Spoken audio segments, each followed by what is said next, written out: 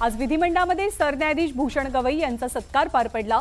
महाराष्ट्राच्या जनतेकडनं हा सत्कार होत असल्याची प्रतिक्रिया भूषण गवईंनी दिली। वडिलांचा न्यायदानाचा वारसा हा भूषण गवईंकडे आलाय। गवईंकडे साधेपणा असल्याचं म्हणत देवेंद्र फडणवीसांनी भूषण गवईंचं कौतुक केलं। पनवेलच्या नावडे गावात माजी आमदार दत्तू शेठ पाटील यांच्या स्मारक आणि पूर्णाकृती पुतळ्याचं अनावरण केलं गेलं। शरद पवारांच्या हस्ते हे अनावरण पार पडलं। भडगाव तालुक्यामध्ये 1.5 महिना उलटूनही जलसाठ्यात मुबलक पाणीसाठा नसल्यानं शेतकरी चिंता व्यक्त करतात। मुबलक जलसाठा नसल्यानं सिंचनाचाही प्रश्न निर्माण झालाय, त्यामुळे शेतकऱ्यांना दमदार पावसाची प्रतीक्षा आहे।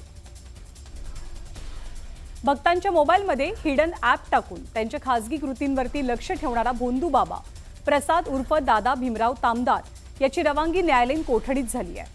या भोंदू बाबाचं ठाणे कनेक्शन आता समोर आलंय। जळगावच्या पाळधी ते तरसोद या बायपासच्या रस्त्याचं काम गेल्या 5 वर्षांपासून पूर्ण झालेलं नाहीये। यामुळे पुढच्या 6 महिन्यातही हे काम पूर्ण होणार की नाही याबद्दलची शंका उपस्थित होते। वाशिमच्या पुसद